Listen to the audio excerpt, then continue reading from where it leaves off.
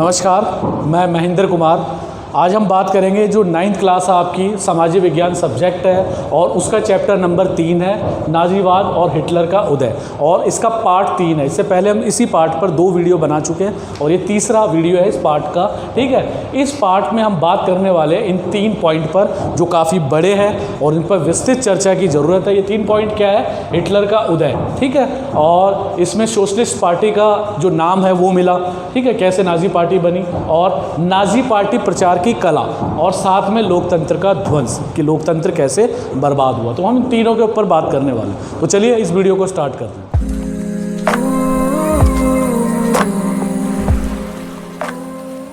चलिए स्टार्ट करते हैं। सबसे पहले हम हिटलर का उदय।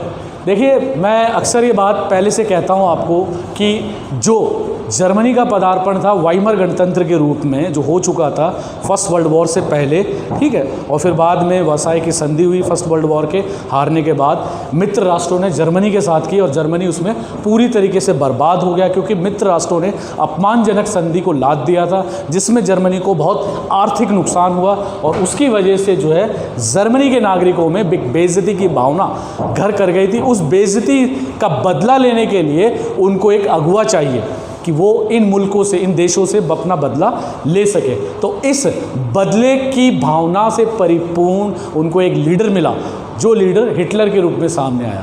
हिटलर का उदय। हिटलर एक जो शुरुआती दिनों में अपने यौवन के दिनों में जो है जर्मन की जो सेना है उसमें एक आम सैनिक के रूप में भर्ती हुआ, आम सैनिक के रूप में, साधारण सैनिक के रूप में। लेकिन वो सैनिक में एक भावना थी बोलने की, उसकी जो वाक कला थी वो बहुत अच्छी थी, और अपनी उसी वाक कला की वजह से वो सेना में ज़्यादा दिनों नहीं रह सका, और सेना से निकलने के बाद 1919 में उसने कई चीज़ों में अपने रोल प्ले करना चालू किया, जिसमें उसने सबसे पहले सदस्यता ली वर्कर्स पार्टी की, जो वहाँ की एक प्रमुख पार्टी मानी जाती थी।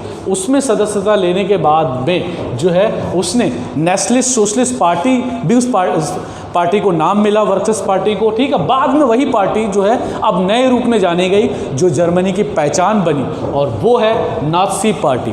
आगे जाके नाज़ी पार्टी की पूरी लीडरशिप जो है हिटलर ने अपने कब्जे में ले ली, और हिटलर पूरे जर्मनी का सर्वसर्वा बन गया। और देखते देखते हिटलर की जो प्रचार कला थी वो बड़ी मानी हुई प्रचार कला थी।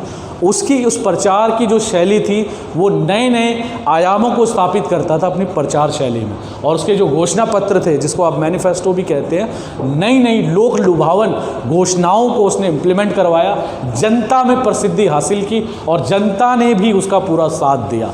देखते देखते जो हिटलर है वो पूरी तरीके से जो है तानाशाह बन गया। हिटलर पूरा जो है जर्मनी पे उसने कब्जा कर लिया, और इसके रूप में जो नाजी प्रचार की जो कला है वो आगे बढ़ती रही। बढ़ते बढ़ते जो है पूरे जो जर्मनी पर देखते देखते हिटलर के विचारों का जो है आगे से आगे प्रभाव बढ़ता गया, ठीक है। और इन्हीं प्रचारों के माध्यम से, जैसा मैंने कहा पहले वाले वीडियो में, कि इसी की कला की वजह से जो है हिटलर के इस उदय की वजह से जो है लोकतंत्र जो है अब ध्वस्त होने लगा। जो तीसरा पॉइंट है वो उसी की ओर अग्रसर है, क्योंकि नाजी पार्टी और मुसोलिनी की पार्टी जो है, जो इटली में है, इन दोनों पार्टियों ने यूरोप में जो है डिक्टेटरशिप, तानाशाही को आगे बढ़ाया, और तानाशाही लोकतंत्र के अगेंस्ट रही है हमेशा, और लोकतंत्र जो जनता के लिए माना जाता है, जनता के द्वारा जनता के लिए, उसको ध्वस्त करने के लिए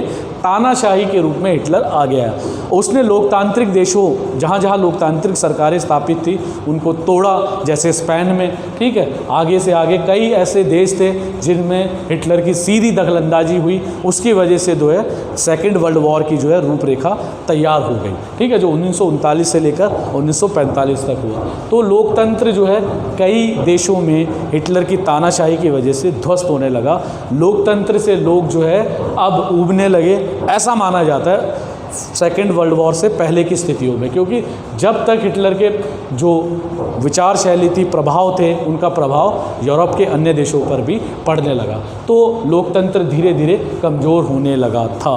ठीक है, इसी कमज़ोरी की वजह से जो है विश्व में ऐसे हालात पैदा हो गए कि फिर दोबारा एक बार विश्व को सेकेंड वर्ल्ड वॉर का रूप देखना पड़ा, जो 1939 से 1945 के रूप में सबके सामने आता है। इस वीडियो में हमने ये बताने की कोशिश की कि हिटलर एक सैनिक के रूप में, फिर उसने पार्टी की सदस्यता ली, उसी पार्टी का वो सर्वसर्वा बन गया और देखते देखते जो है हिटलर जो है वहाँ का जो है तानाशाह बन गया, और उसने अपनी तानाशाही से कैसे अपनी प्रचार शैली से पूरी जर्मनी पर उसने अपने विचारों को लादा, और उस अपने विचारों की वजह से उसने लोकतंत्र को कैसे ध्वस्त किया, और उसका प्रभाव हमें सेकेंड वर्ल्ड वॉर के रूप में देखने को मिला। ठीक है, तो इस वीडियो में आज के लिए इतना ही। ठीक है, थैंक यू, धन्यवाद।